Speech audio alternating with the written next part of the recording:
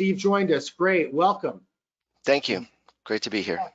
And we'd love to hear all of that today, so please jump in. Sure. So I'd love to get started in the presentation. You see me temporarily looking off to the right. I'm having some camera issues. Apologies for this. I'm going to share my screen and then we'll get right into it. And so bear with me one more moment. Just going to change this one last time and then we'll get into it. Go to meeting really prefers my other camera. So That's all good, Dan, no worries. all right, if it changes again, I'm just going to leave it. Apologies if it does flip, but let's dive into it. So the topic I've set for today is, does your architecture deliver real business value?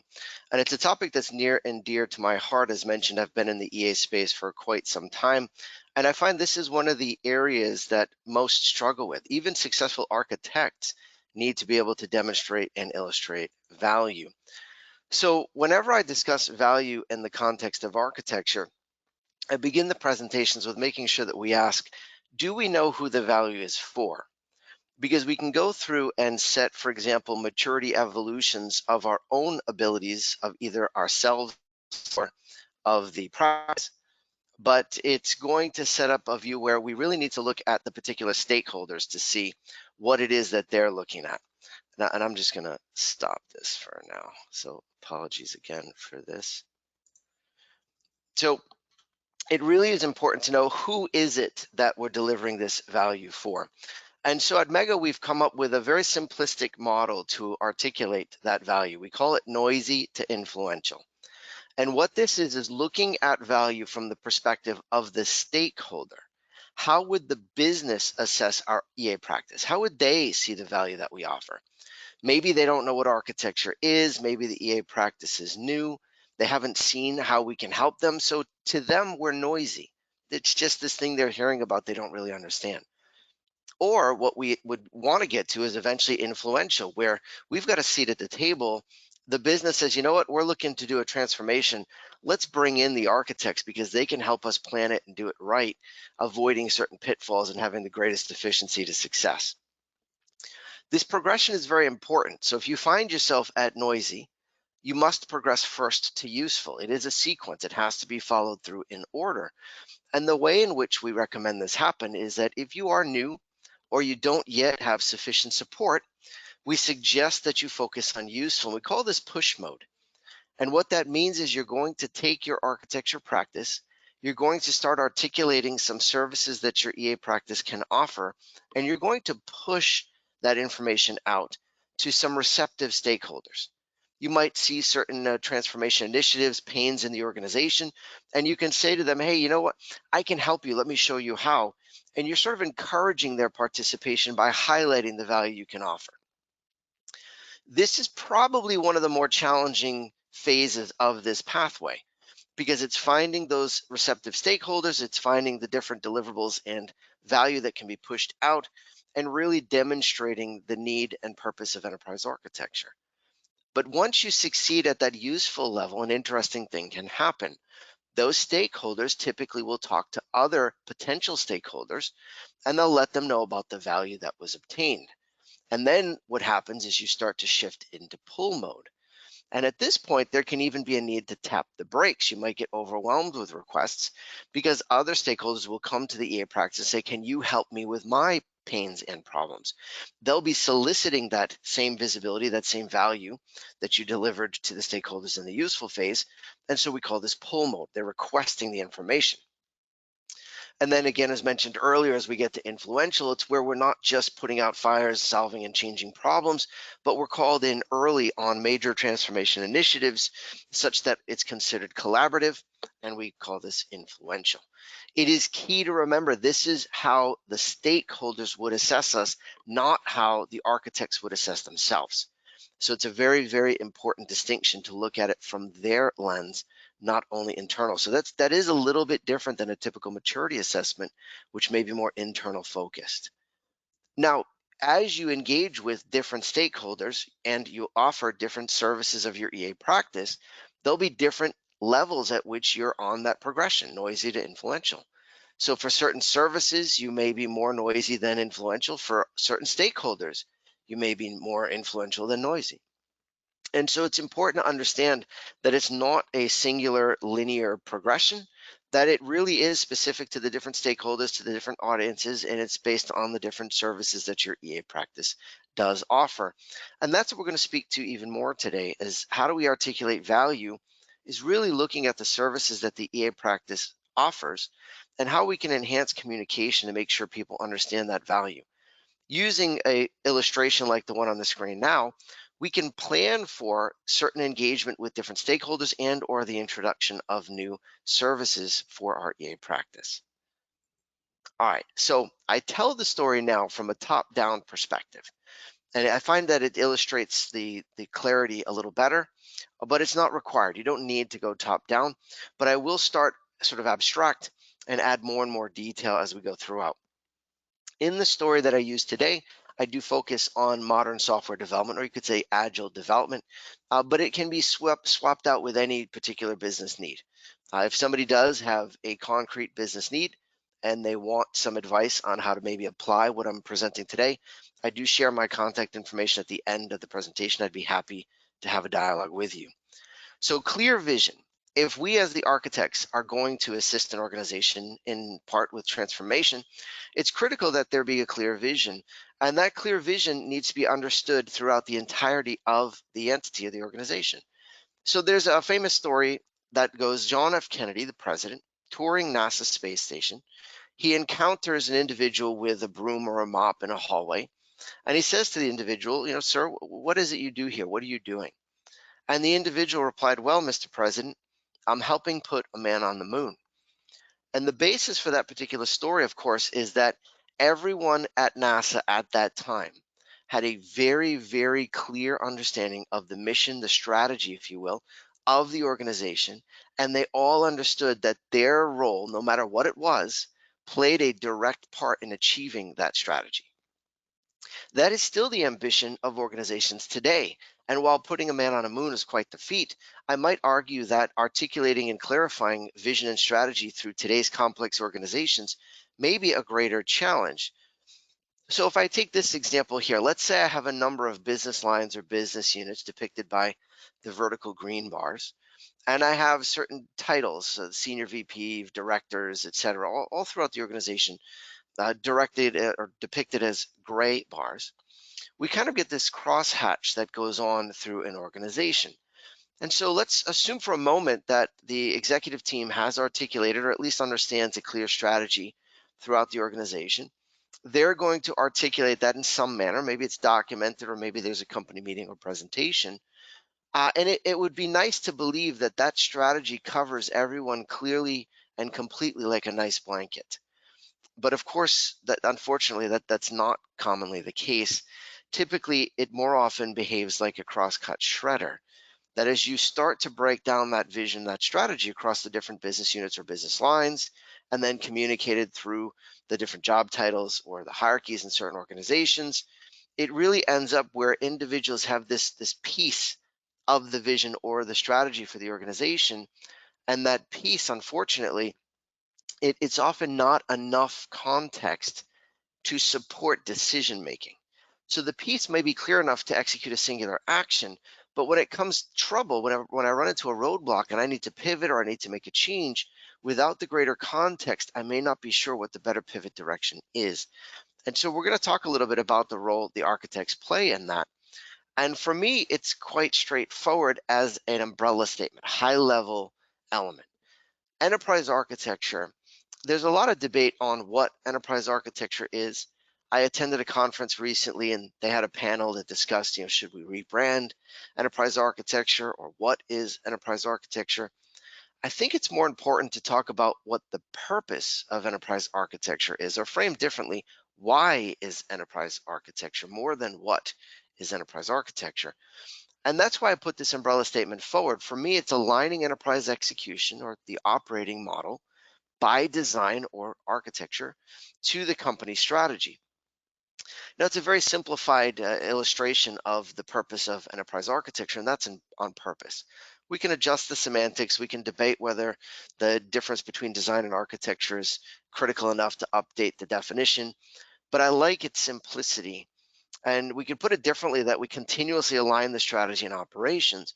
And the reason why I offer the alternative is that in many cases, we are going to be evolving an operating model to align to a strategy. That's the, let's say, the ultimate goal, if you will. But in doing so, as architects, we may discover challenges in doing so that result in a need to notify executives that the strategy itself needs to be changed. Maybe the time frame, the technology, the budgets, resources, maybe something is in the way, and we can raise visibility to do that. Now, being an umbrella statement, that means not every EA practice will have a service catalog that offers everything needed to align the operating model fully and completely to the company's strategy. But if your EA practice is doing something that brings the operating model into alignment with the company strategy, then for me, it's valid as part of an EA practice. And that's where I think I can segment that hang up point of what is enterprise architecture. We could all have different perspectives as long as they align under the umbrella, then we're good to go. And so if we aren't delivering value in line with that, then we're going to have a challenge. And I'll give a quick example here before I hop into the storyline. If I look at architects who are designing future states, identifying business needs, aligning it, and understanding what will be delivered when in order to achieve the strategy, that will be highly valuable. If I run into an EA practice that is spending the vast majority of their time documenting the past, which really may be used at some point for decision making, but at the moment that that's occurring, isn't offering any element that helps align the operating model to the company strategy, it's going to be really hard to articulate value to any stakeholder in that organization.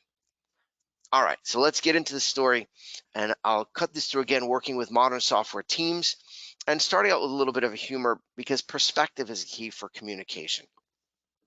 So how do these modern software teams, the agile development teams, how do they see themselves? They see themselves maybe as hip, trendy, cool, and it's to some extent this is deserved, right? They're doing some really interesting things today in technology. Most of the modern evolution that's keeping up and in some cases defining customer expectation, right, is being delivered and implemented by these modern software teams. So they do deserve, of course, significant credit. But maybe they're not quite as hip or cool as they think they are. So if we look at the enterprise architecture perspective of that software team, we might say, okay, they do have a coordination, the way that they've got their DevOps machine running, there's smooth flow, but maybe they're not quite as trendy, hip, or cool as they think they are. And so, okay, how do we reconcile this? Well, let's be fair. Let's look and see what is the other side of that perspective view. How do the architects see themselves? Maybe as a little too important in some cases. And as an architect, I maybe think this is more close to accurate than the software people would say. But I think that it could also be argued as a little overstated in terms of the importance. But how do the software development teams, those agile teams, see the enterprise architects? Maybe they see them as a little bit constraining. And just in case it's not clear, in this picture, the architects would be the boot, and of course the software team, the individual on the crown. So we want to change this dynamic. We want to change these perspectives, because it's going to be hard to deliver value in this context if we're really not on the same page as to what each does, why they do it, and how important it is. So let's put some context here and understand the difference in perspectives. So first, we look to be at an impasse. We've got modern and agile focused on high speed. We'll figure out the details later. Documentation emerges from the design. And then we've got architecture, which is saying, let's plan and let's lay this out. Let's avoid problems. It really looks like they're at odds. But the truth is, if we zoom out and we change our angle just a little bit, we can see that we're actually moving in the same direction. And it's all about clarity of role and communication. So if I use a sport analogy, and don't worry if you're not an avid sports fan, I myself am not either, but it communicates the issue well. If I look at sport in this example, soccer or football, depending on where in the world you are, and I zoom in on a single player, this is going to be equivalent to the modern software team. Agility is very, very, very important. Speed, Very important. This single individual needs to be able to move quickly down the field, to pivot as necessary in a very agile way, to get around the different obstacles in order to achieve their goal. And that player is not expecting someone who is not in the opposition. So let's say someone from their own team, they're not expecting someone from their own team to get in their way. As a matter of fact, quite the opposite. They would expect that the individuals on their own team are going to aid them in quickly moving down the field in their pivoting and obtaining of that ultimate goal. Makes sense that that's the priority for that individual. But if I zoom out and look at the team in total, there's a different dynamic here. And this is where architecture comes into play. The architect is more in line with a coaching figure. The architect needs to look across the entirety of the team, needs to look at a broader set of obstacles that will face the entire team, and needs to lay out a vision that will help the team in total succeed to win the single game, to win the season, and then to win season after season. And so it's a different scope, it's a different perspective, and you can start to understand the different dynamics.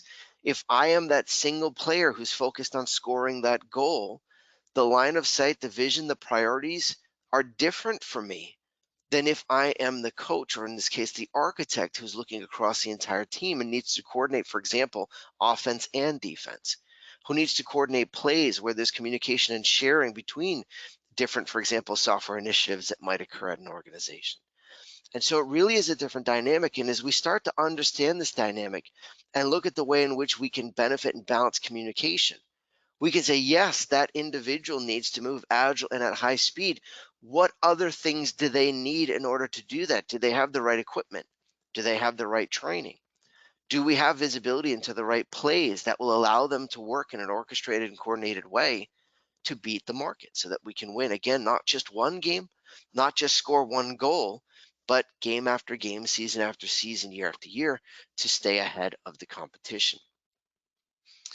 Okay, so I used the analogy and I called the software development team was the player, kind of a single individual on the team. And I used the analogy that the architect was the coach. And that must mean that architects are in charge of everyone. And in this way, because architects are in charge, then they can just dictate and everybody falls in line, and boy, is life easy. No, no, it does not work that way, nor should it work that way. The separation of the view of coach in the analogy to player is one of understanding scope, of relevance, importance, and what each is trying to do. But no, it is not a model where we can just dictate what must occur. As a matter of fact, we don't see success even in entities that have authority to do so. It really works best when there's a cooperation and a coordination between those different entities. And again, imagine that you have a cooperative, coordinated effort between the different players of a team and the coaching staff. It can be very, very positive. To illustrate this is an example from Infotech, a research firm. And we've seen a lot up until, let's say, the early 2000s or so. There was a lot of ivory tower approach. And this would be where the architects thought maybe they could dictate or just set forth standards that had no adherence or no accountability into the actual execution of the architecture's evolution. And it didn't work. It creates that ivory tower perspective where the different elements of the business and IT would look to the architects as somewhat irrelevant. Like maybe they can help sometimes, but otherwise I'll be faster if I avoid it, and they don't have any skin in the game, so why do I care what they think anyway? We want to avoid that. And the pendulum did swing, and it swung a bit too far. It moved far to the right towards this decentralized view where there was an over decomposition of architecture into alignment with the different business units. And you can have greater value here because we start to add accountability, but we're losing that visibility across the organization. We're losing the visibility that I mentioned in the analogy. We can't see across the whole team here. And so benefits of architecture are reduced because of that limited line of sight. And so now the pendulum is swinging back to the middle, and this is where we see the greatest success. So it's not a theory. In the projects that I'm involved with and interact with, the greatest outcome and achievement is occurring in those that are balanced. They call it democratic EA. There's an element of accountability to each of the different business units that are performing some level of transformation, but there's also visibility across the different business units. Sometimes we've called this a hybrid model because you have this enterprise-wide visibility of architecture, but you also have accountability to project execution at that business unit level. In some cases, there's a central EA team that loans architects out to projects and initiatives, again, with accountability. It's not loaned out in an ivory tower perspective. And we see this kind of model work. There are different ways to implement it, but this balanced approach works very well. And so it is an area where I strongly recommend. So let's get into some of the tools that can be used to make this real. So we've got this construct again of the different perspectives. So what can architects do to facilitate this communication? How can they prepare the team to win the game season after season? And so I start with an element of business architecture that I'm a big fan of and I see a lot of value in, and it's the business capability. And when articulating or explaining what is a business capability, I like to use this human example. So instead of talking about your organization, your company, let's think of a person. And we have this notion of an ability to walk or run. We could call it bipedal locomotion or something to this effect. And if I look at a life cycle here of a human, I can plot the capability and show that at some point, the introduction of a new capability has occurred. And typically, that capability will be sustained for a long period of time. In this case, I've listed it for the entire life cycle. There's a chance that capabilities can be phased out, but they're not changed hour by hour, day by day, week by week, month by month, typically not even year by year. When a new capability is introduced, it typically survives in an organization for quite a long time. And that's important because they're stable. That makes it as a great element for communication and planning for transformation and evolution. So if I take this example from the BA Guild, you can see it's clear language, so it's written to be understood by all. It's got a clear definition, again, understood by all. And so I can use the construct of a business capability to communicate with executives, with individuals in the business side of the organization, the technology side of the organization. It's a common element that we can all understand and agree, which again makes it very, very valuable for planning evolution, transformation, or addressing issues that we may be facing. Similarly, there's other benefit to having the capability perspective. It's an abstraction. It's a simplification of reality. And so when we do use capabilities in planning for transformation or looking to solve problems, it does allow us unconstrained thinking. I don't need to initially worry about how is it implemented today. Instead, I can focus more on what is really the need and what's the best way to address it.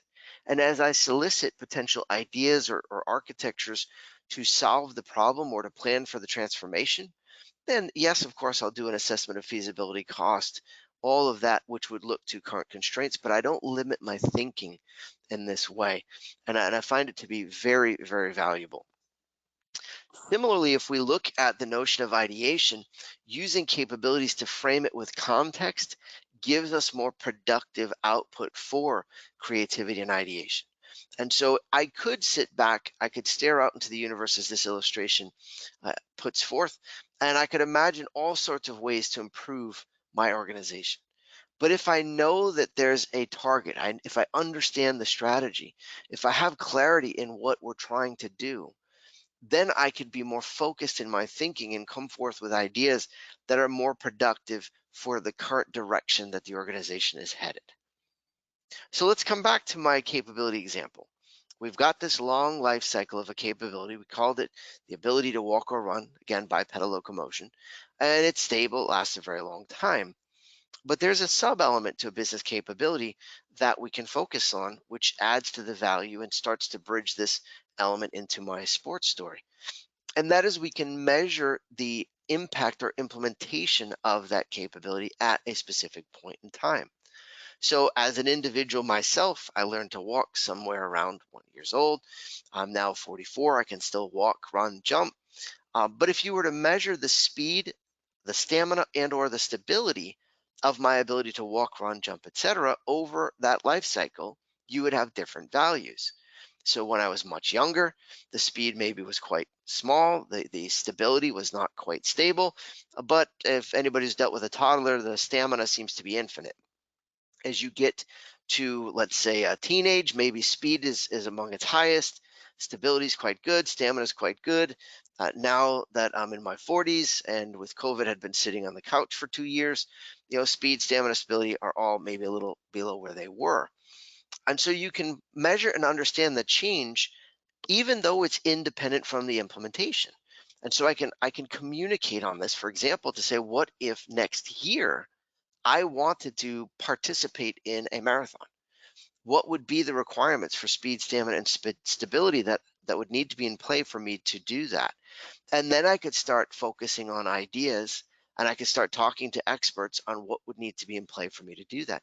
So you can use the capability with these elements of measure to help plan for a future state and drive transformation. And this is where we're going to start clarifying that strategic vision interpreted into capabilities with future state measures so that we can communicate to different stakeholders in order that they understand more than the little shredded piece of paper from the analogy earlier.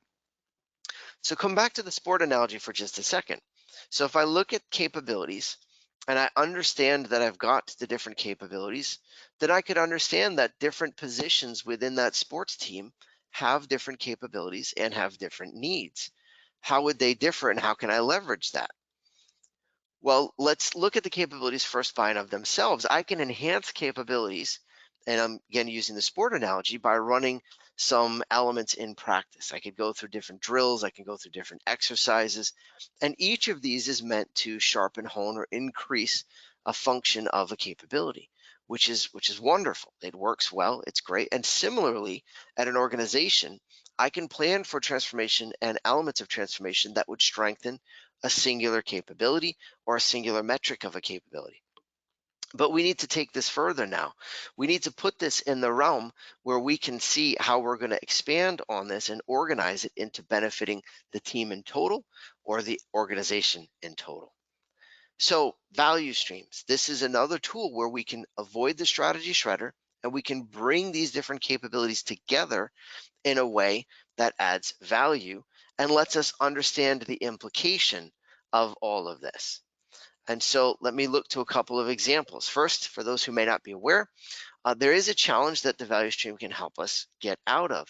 And that is that there is this problem we see, and it was illustrated in the sport analogy, that your business leaders might see the software development as a black box, not fully understanding exactly what's going on or why it's happening, and therefore not really understanding some of the decisioning that goes on.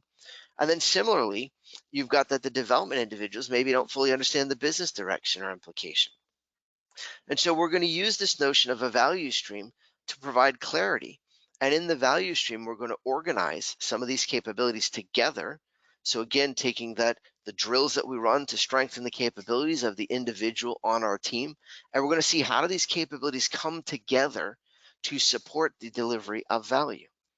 And so when we do articulate a value stream, we start with the notion of a value proposition. What is the intended value that we're looking to deliver to an external, typically, but customer in general within the organization? And so this is borrowed from the BA Guild. It's looking at the loan acquisition, and you can see there'll be some trigger. There's the different value stages, each of which should itself deliver some intermediary value, and at the end, the ultimate value delivered, in this case, the issuance of the loan. So from a method perspective, how we go about doing this is we're going to first start with what are the customers and what is that value proposition. That's the key, because this is what we're really focused on, is enhancing value delivery to the customer. From there, you would decompose it into effectively the steps or the stages that are necessary to deliver that value. And this is where we can start mapping it to those capabilities, so that we take the single capability that can be measured and assessed, can be improved and enhanced, but we bring them together to show how they're coordinating now to actually deliver to an organization. We can then here drill down further into a realm where we can map it all together and see that the decomposition allows us to align to applications, processes, and other aspects of the organization. So it starts to map to implementation, if you will. So it gives a translation between that abstract view, which articulates the strategy as abilities, and then brings it down further to the actual components of the architecture underpinning each of those capabilities so that we can go forward and drive metrics and measurements. So just to move a little bit quickly to keep on time, we've got the notion then that the business outcomes and the capability constructs organized into the different value streams helps us take that complex strategy that may exist in an organization and frame it with just enough information that's context for those executing on the transformation itself. I like this example from Spotify, and it's not new, by the way, but if we look at a graph of alignment and autonomy, we can see that there's a perspective in the upper right, which is sort of the ideal, to have high alignment with high autonomy, which means separating that perspective of problem identification and problem resolution, and that we can frame a problem from one perspective while allowing experts to execute the solution of that problem, in the same way we mentioned with the coach and the players. So one last detail as it relates to the value stream to articulate here is that if you are struggling to come up with a value proposition, a helpful trick is to use the products themselves, because the products should be designed with the ambition of delivering on that value. And so here again, if you really are trying to organize it and having a challenge, look at it from a product perspective. And one more element, if this really is a bit too abstract for your need in terms of the value stream, another element that can be utilized to help organize and frame this communication would be a customer journey. And a customer journey is another way of looking at the different stages from a customer perspective that need to occur to obtain and view to the actual value itself. I'm going to move quickly through the next few slides just to keep us on time and go to a summary depiction here, which is that I'm looking at how this all comes together. So we start with the phase at the top, the enterprise vision. Again, that's the strategy, the mission, the goals, and we're going to organize that into a roadmap that's broken down into transformation stages. These are the elements that are going to change at specific points in time. We're going to organize those stages around the evolution of capabilities that themselves are organized in specific value streams, or again, customer journeys, whichever works better for you. If I look at that level, it's been framed under adaptability. And so when I look at adaptability, I can see all of those elements are helping us beat each team through the season, season after season. It's a higher level, bigger picture element that cuts across the entire enterprise. It's aligned and plugged into the agility layer. This is where you've got the sprints, the continuous delivery, the development evolution, where we've got the player, the individual on the team running at high speed, moving in an agile manner. But we're framing it by defining the field itself, by articulating clarity of the goals, by setting any rules, and by ensuring that all of the resources needed to succeed are in place. And so again, the player is the one that we're supporting as the architects. We are there to enable them. Enable is key here. It means that we're putting forth in the architecture, ensuring it's implemented, all that's needed. And in SAFE, if you're familiar with the Scale Agile framework, there's the notion of the architectural runway, making sure all the underpinnings are in play, not just designed, not just thought of, but actually available to the organization. So moving just to another summary to keep us on track here, a final summary before the conclusion. We can look at it at different paces, and to some extent, the paces are representative of different scope. Enterprise-wide at the top, more stable. We've got the capabilities, the vision, the value streams, etc. We decompose that into the elements of the architecture that are looking to implement and make real the notion of those capabilities and value streams.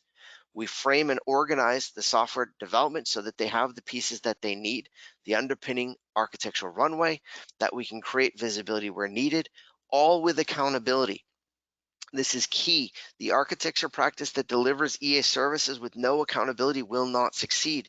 So there is an accountability here that if whatever's proposed by the architect doesn't work well for the software development team, the architects have to work with them. Instead of saying, no, you can't do that, the architects should be saying, here's the way in which we can do that together.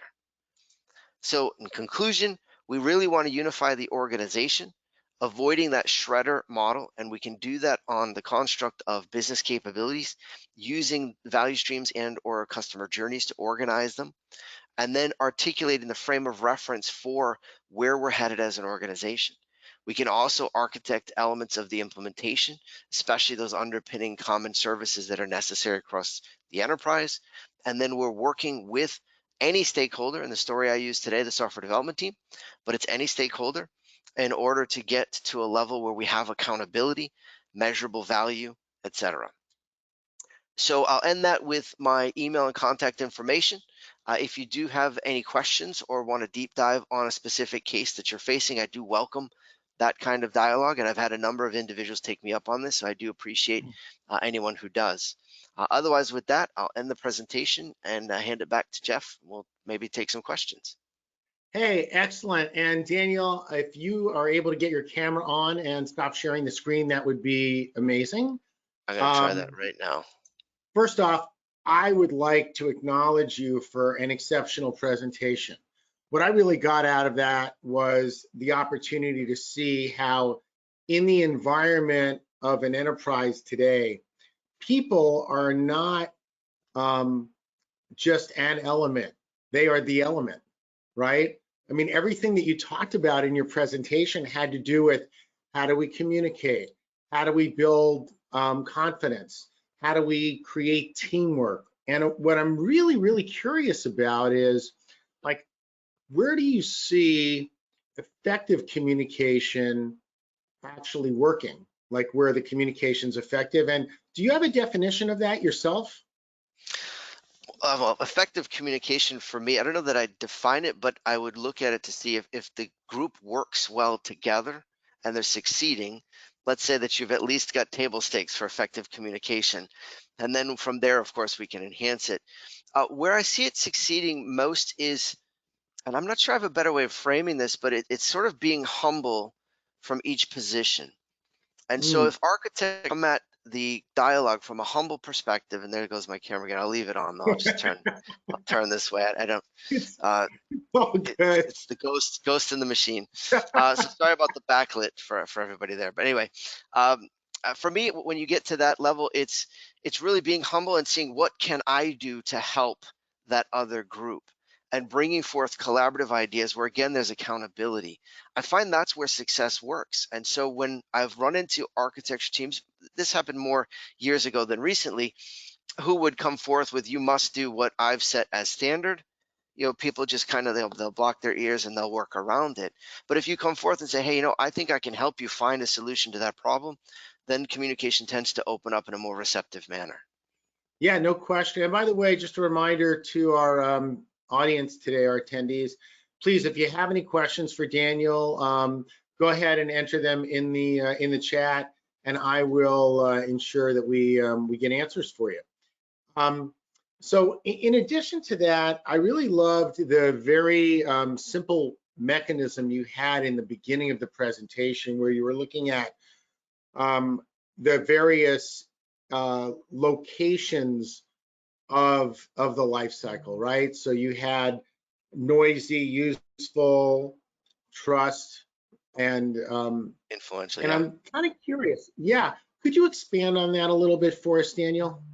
Yeah, the big element for that particular sequence, and one of the tricks that works so well for it, is getting people out of the mindset of self-assessment. So I've found a bunch of architects who work really hard. They're very, very intelligent, very capable architects, and that's what their yardstick is. They say, I am very skilled, I am very capable, I am very knowledgeable, which was all true. But if they're not delivering value to the stakeholder in a way that the stakeholder can recognize, then I won't say it's all for nothing, but it's not going to be deemed valuable, and you'll struggle within the EA practice. So the real core of that is getting individuals to look at it outside. We do at events a one-question survey. We'll ask architects and we'll say, how is your EA practice rated? Noisy, useful, trusted, influential. And it's a little bit of a trick question, because they go and they start to point towards influential. And we say, one caveat: how would the business answer this about you? And then their finger moves over to noisy or sometimes useful. And so it's really reminding them to think in that different perspective. Yeah, no, what I really hear on what you're saying, Daniel, is the technology is really important, everything that we do with the technology makes an enormous difference, but until you actually build momentum in the team and have the buy-in from the stakeholders, it's difficult to get there. What do you think the biggest potential gap that you see when you're working with these organizations? What's the greatest gap that you see in getting that support and getting that adoption? One of the biggest challenges is kind of a negative connotation of failed past attempts. And that has to go to that ivory tower element I mentioned earlier. There were a number of EA practices that took that no accountability approach of just pushing out standards, documenting the past, and then no value delivered.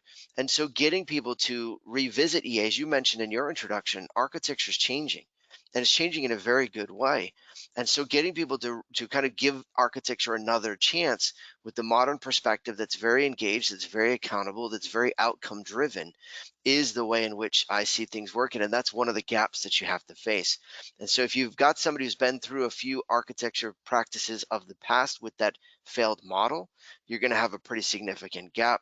And you're going to need to explain the difference. And that's where I would start with that, Elm. Look, I know what you've been through before. It's got the same label perhaps, but we're not the same thing. And here's how it's different. And I think if you go from there, you'll be in good shape. Well, you also talked about the role of an enterprise architect being a coach, not a boss, right? Correct. So I think, you've alluded to it a few times. I'm just going to call a spade and say, look, people have a negative connotation of bosses. Like, they don't want to be bossed around. People resist that, right? And so when you see an enterprise architect wanting to be a coach, like, how do they generally engage with the team? Yeah, so I like the way you worded that. Agreed. People don't like bosses. And so the flip is that we're looking to be guides, helping you go where you want to go. Right. So it's not that I'm even guiding you to some other destination. It's I'm guiding you in where you want to go. I'm finding the better path for you. And when you illustrate the way that that can work, is how I find the dialogue and the conversation starts to function. Is if I go to someone and I can really explain, illustrate, or ultimately, if they're willing to give it a chance, run through a cycle, if you will, and say, let me show you how I can provide some assistance.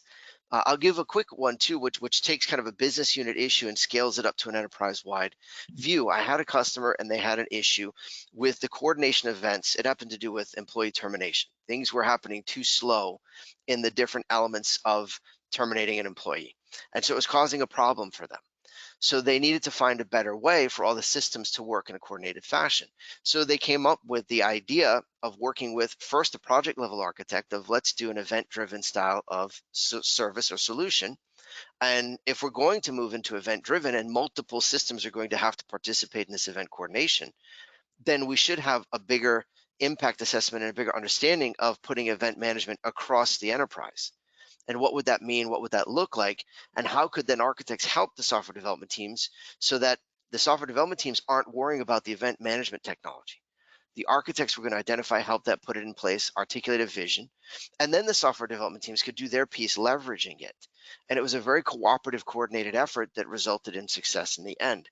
That's a more technical example than some of the others that are out there, but it's really just opening up and illustrating that it's guidance. Again, I love the way you worded avoiding the notion of boss.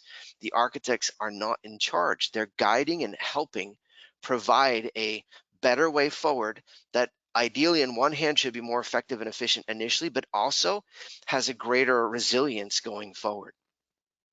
Got it. First off, Daniel, this conversation between you and I could go on for hours.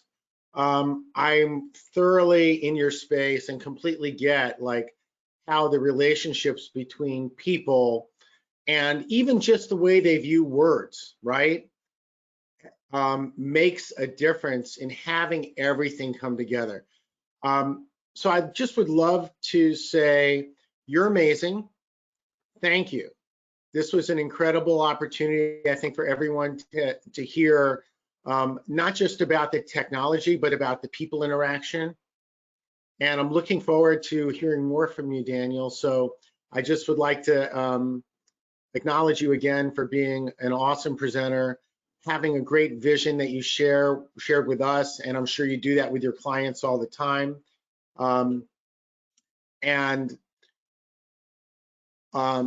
Just looking forward to seeing you again. So with Great, it's that, been a pleasure. It's been a pleasure. yeah, Thank you very much. absolutely, Daniel. And so before we wrap, I just want to do a quick piece of housekeeping. We're going to be shutting this particular session so that the recording gets recorded as a single unit. And if you all would be kind enough to join us again at the top of the hour using the same link that you used to come and join us today, we'll look forward to seeing you then. Daniel, Thanks, again, everybody. so great having you. Thank you again. Bye.